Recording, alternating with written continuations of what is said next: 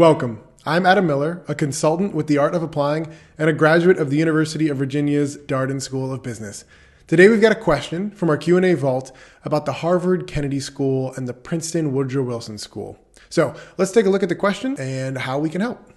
The person writes in, "Hello, I hope you are well. I would like to know if there are any suggestions for potential scholarships or fellowship opportunities for the programs I'm planning on applying to." And this person's looking at the Harvard Kennedy School's MPA in International Development, the Harvard Graduate School of Design's Masters in Urban Planning, and the Princeton Woodrow Wilson School's regular Masters in Public Administration. They go on to say that they're open to various sources of funding as well as external sources. So before we look at the scholarships/fellowships, let's talk a little bit more, just very briefly, about those three schools and the programs that he's looking at. So with the Harvard Kennedy School's MPA ID, that is a Master's in Public Administration and International Development that's very technical. So it's almost the same thing as going and just getting your MPP or your Master's in Public Administration. But this extra part about it being an international development means that it's very quantitative. So a lot of the courses are going to be similar to if you were doing a Master's in Economics or a PhD in Economics. So usually they're looking for folks who don't necessarily have to have that much more work experience than someone getting a Master's in Public Policy, right? Just a couple years of work experience. But you do have to be very familiar with quantitative subjects because they're going to push you on those things. You might even be doing a little bit of coding in, R or Stata or lots of Excel, possibly using Python to get data from the internet or from various other types of sources where you're going to be analyzing it. And so this generally is for folks who really want to jump into the numbers to solving big international issues. The second program the person's looking at is the MUP program from the Harvard Graduate School of Design. And they're thinking about doing that concurrently with the MPA ID. So a joint degree here, which that relationship does exist. So that's great. And Masters in Urban Planning. Actually, my best friend Tom actually has a Master's in Urban Planning, but from a different school. And essentially, this makes sense why someone might want to do these together, because that's all about designing the way that cities work.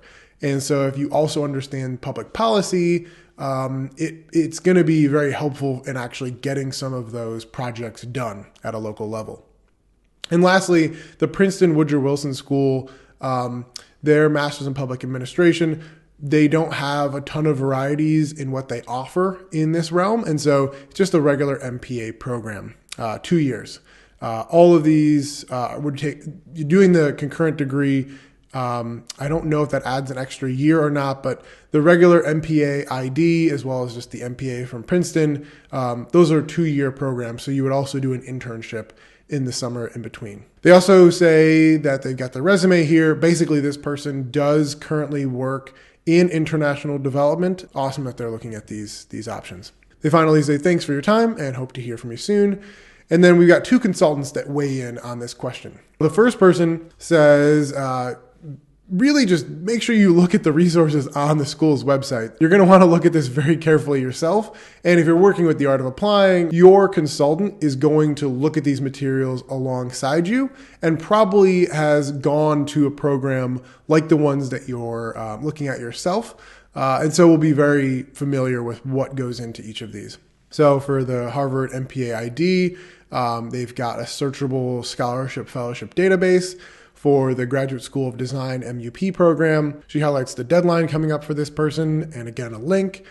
And lastly, the Princeton Woodrow Wilson School is actually fully funded. So that's fascinating. And I'm going to pull up an extra tab here that I had found on what's going on here. So they say the Princeton School of Public and International Affairs' generous financial support enables students to earn graduate degrees without incurring tuition indebtedness, making it more feasible to pursue careers of public service in the public and nonprofit sectors. That's amazing. All MPA students receive 100% of tuition and required fee support. Additionally, the school offers a needs-based stipend for living expenses for 2 years of study. and the admissions process is need blind and does not require an applicant's financial resources in the admissions decision. Normally, this would be $50,000+ per year, but they are actually offering it for free to the students because of their endowment and other generous gifts that have been given to them by types of alumni. That makes it very easy. You don't have to worry too much about doing anything extra with Princeton. If you get in, you shouldn't have to worry too much about money. We've got one other person who weighs in, which is Kenesha, our founder and CEO.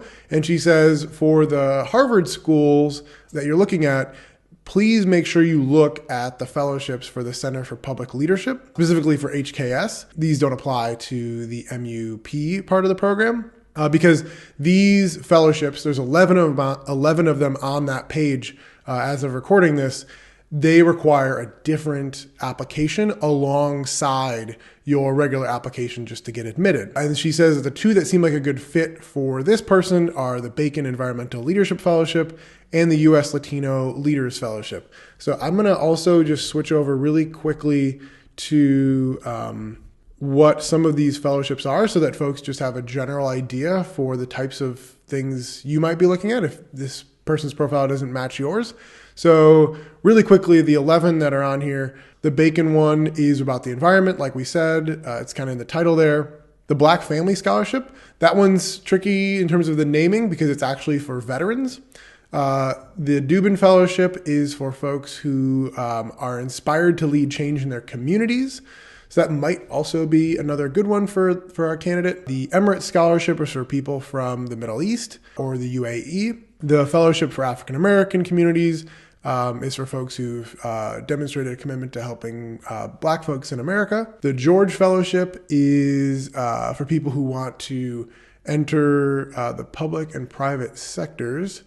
I'd have to read more about that one. So I'll let you do that one on your own just for the sake of time. The Gleitzman is for people interested in social change. The U.S. Latino Leadership Fellowship is for folks who've helped out the Latino and underserved communities in the United States. The Rubenstein is for people interested in public policy and business. The Wexner is for people from Israel. And the Zuckerman is for just outstanding students in any field, could be business, law, or medicine. Make sure you check that page out if you're applying to the Harvard Kennedy School. If you want to get a full ride, as well as a lot of these come with fantastic guest speakers and a cohort that you're joining, as well as even living stipends, so that not only do you not have to pay for going to the school, but you also get help paying for your apartment, paying for food. That makes a really big difference because oftentimes people don't realize that a full scholarship doesn't include those things. And just one other resource here is that the Harvard Kennedy School does have a link to some external resources that Kenesha pointed to. It's got 6 of them at the time of this recording. The financial aid website for students, finaid.org. There's FastWeb, which links you to lots of different types of scholarships. The U.S. Department of Education, that's going to be huge if you're filling out the FAFSA. EduPass, International Education, Financial Aid, and IIE. These are all for international students, those last 3.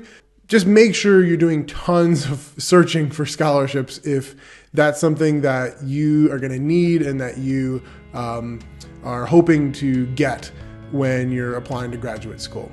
So I believe as I switch back over to my other tab that is it for today's question. Hopefully this was informative and a little bit entertaining. If you want any help getting into your dream school, please don't hesitate to reach out to us at theartofapplying.com.